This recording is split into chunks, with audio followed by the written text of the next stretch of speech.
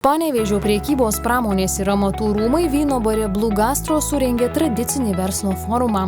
Renginyje buvo pristatyti nauji rūmų nariai bei kartu su Arminu Lydeka aptartas verslo etiketas. Tai pakiliomis nuotaikomis, dar aišku, skaičiuojam rezultatus praėjusių metų, bet iš esmės, su daugeliu įmonių kalbėjom, tai rezultatai neblogi. Iš esmės turim iššūkių, nes turim naują vyriausybę, turim naują Seimą.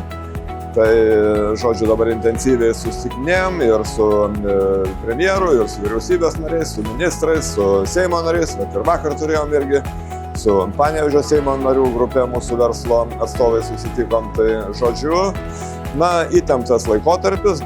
Panevėžio prekybos pramonės ir amatų rūmų narių gretas papildė bendrovės Auruga, Biržų alus, Orepko, Jūratės duona, DM Baltic, Laba diena, PKC Group Lithuania, Gordijaus varžtai, Jola Solutions, The Four Group, TinCap, Decorum projektai, Mindaugo Balčiūno įmonė Marantos prekyba, Kepyklėlė Saldi pieva ir notarė Vita Jankovska. Rūmų prezidentas Sigitas Gailiūnas pasveikino naujus narius, įteikė ženklelius bei nario pažymėjimus.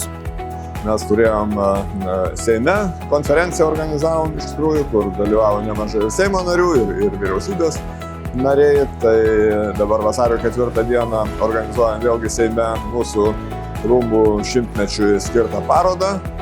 Taip ir kviečiam visus norinčius irgi apsilankyti, pamatyti. Atidarymas vasario 4 Seimo rūmuose. Verslo forumo metu nauji nariai pristatė savo įmonės ir jų teikiamas paslaugas. Bendrovės Decorum projektai vadovė Indijana Grigienė džiaugėsi, kad pagaliau tapo Panevėžio prekybos pramonės ir amatų rūmų nare.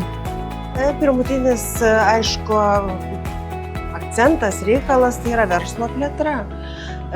Ilgą laiką priklausiau BNI Tauras, įvažinėdavau į Kauną.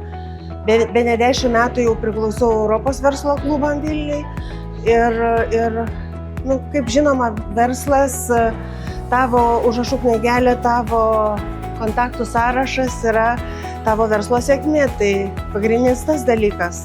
Tikiuosi gauti žinių, tikiuosi rasti naujų pažinčių ir platinti savo žinią apie mūsų verslą.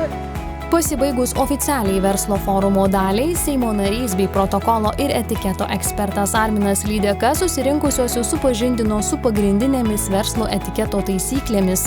Etiketo ekspertas aptarė verslo susitikimų organizavimo niuansus bei tarptautinio bendravimo skirtumus. Šiuo metu Panevėžio prekybos pramonės ir amatų rūmai vienija daugiau nei 300 narių. Sėkmingai dirba filialai Utenoje, Biržuose ir Rokiškyje.